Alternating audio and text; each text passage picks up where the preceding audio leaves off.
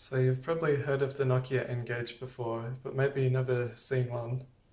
This is the original model N-Gage, which, according to Wikipedia, was first announced in November 2002 and released in October 2003.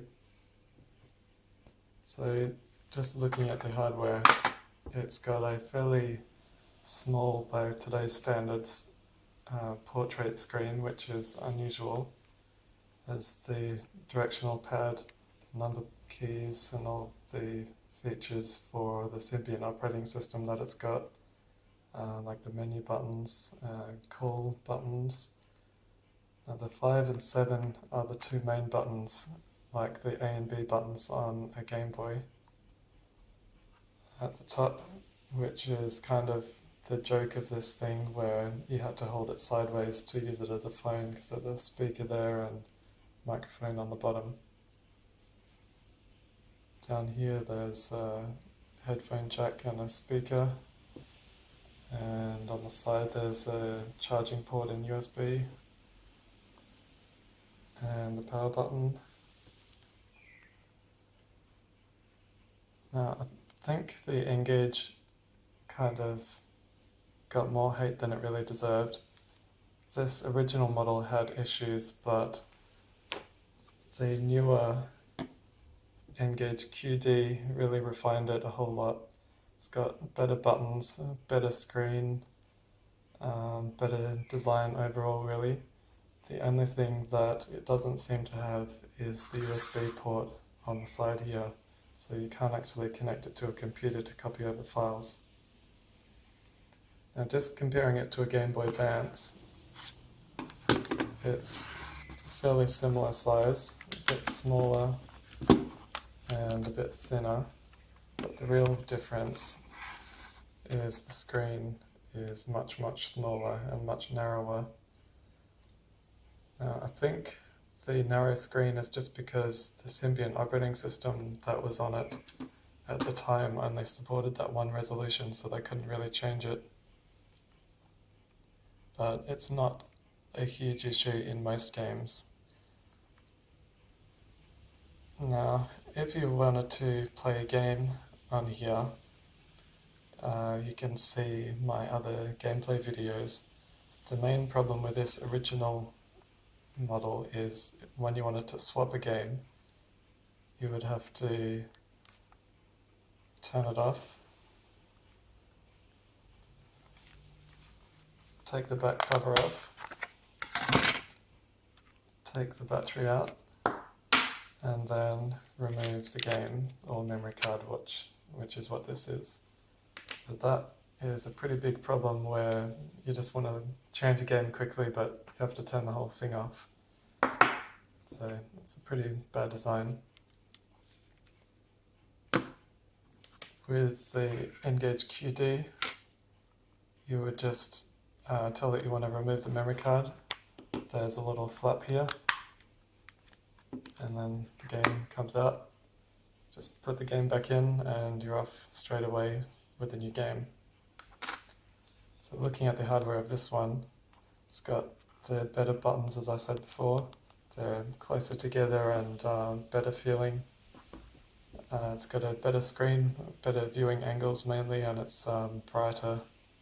It's got instead of having the speaker and stuff at the top here, it's got a speaker and microphone on the front, so you don't have to do the side talking as they called it before.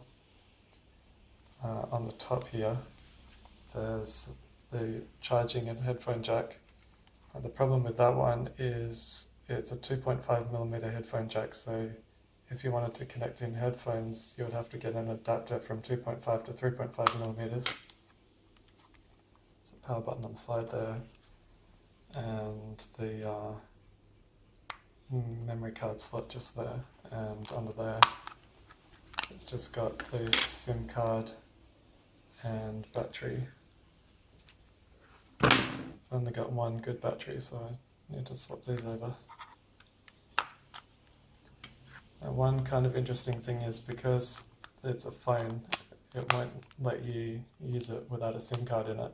It doesn't have to be a working SIM card, it can be expired or anything. It just won't start up without a SIM card in it.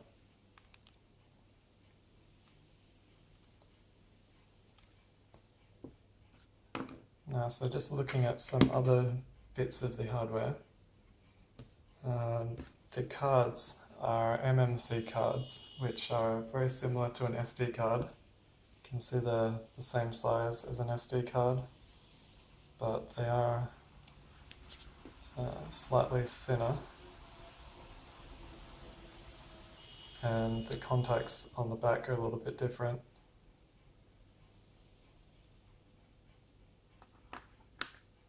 And you could also, instead of having a game in there, you could use an MMC card for storage. This one here was I think they call it an RS MMC card, which is half the size. So this one here, that's one like that.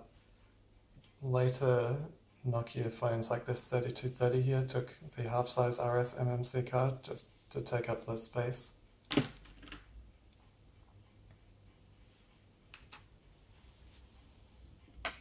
And the game cards, or game cases really, it's half the height of a normal DVD case. So if you had two cases on top of each other, that would be the same size as a DVD. And then, so you can clip in two games here.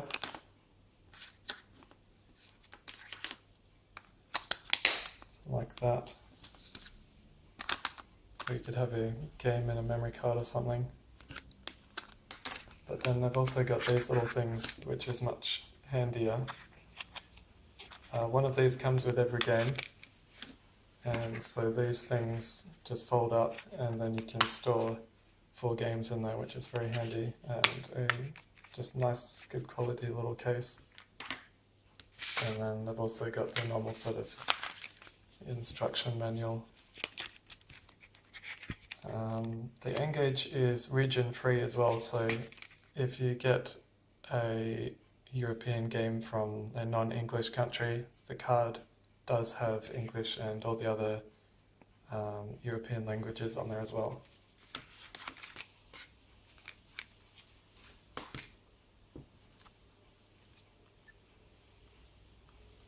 So overall, I think it's a great little system. It's got some pretty good games for it, which you can see my other gameplay videos for, where I think the Elder Scrolls Shadow Key, Tomb Raider, Colin McRae Rally, those are some of the best games for it. So I think that's probably about everything.